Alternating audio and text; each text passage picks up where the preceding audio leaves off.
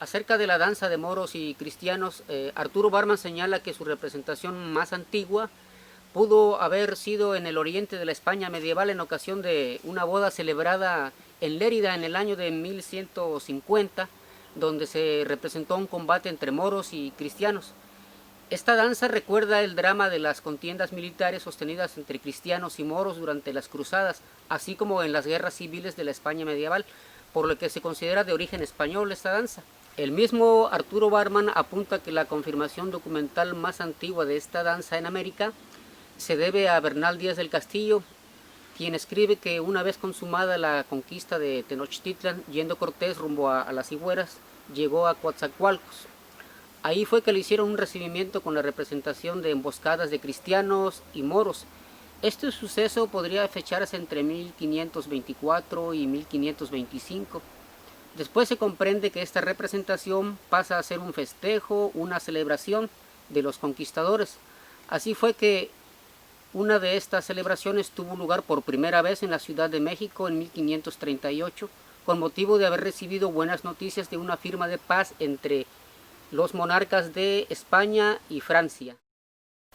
Esta danza fue adoptada y difundida por los pueblos indígenas de México, presentándose en numerosas fiestas, especialmente en las de Corpus Christi como parte del movimiento evangelizador, con el propósito de cristianizar las llamadas danzas guerreras que ya existían. Para finales del siglo XVIII, hacia 1789 y 1791, llega la noticia de proclamación de Carlos IV, se celebran fiestas por todo el país y se llevan a cabo representaciones de la danza de moros en diversos lugares, entre ellos Papantla.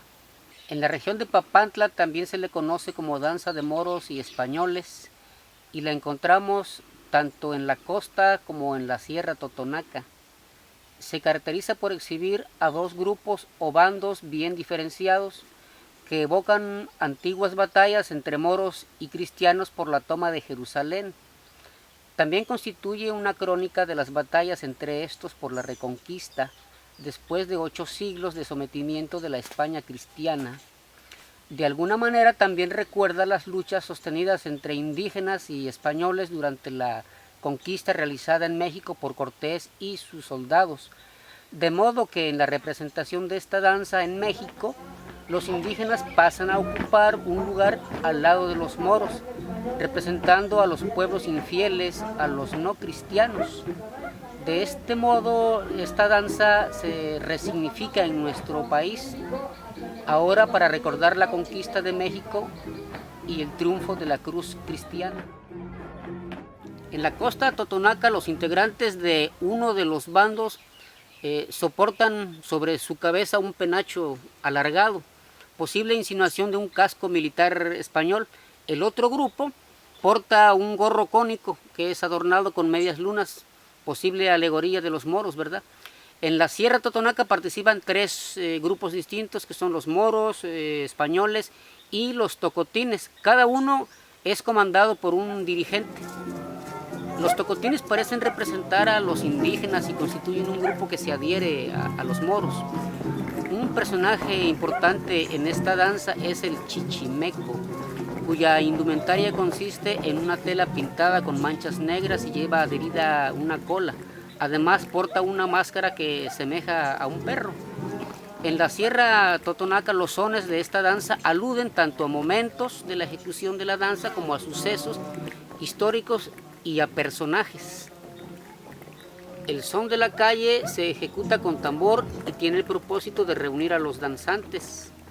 El llamado son del perdón es con el propósito de pedir permiso, ya sea para danzar en la iglesia o en la casa del mayordomo.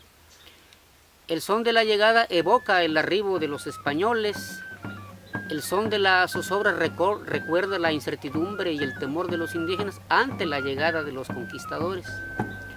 El llamado son de los tocotines alude a los indígenas. El son de la guerra recuerda el drama del enfrentamiento entre estos grupos. Hay un son que se denomina el son del chichimeco, posiblemente evoque a los chichimecas, que es un grupo de guerreros tardíamente sometidos durante el proceso de la conquista. Y el son de la alegría, este se ejecuta cuando danzan los españoles porque han ganado la batalla y con ello se consolida lo que sería básicamente el triunfo de la cruz cristiana y con ello del propio cristianismo.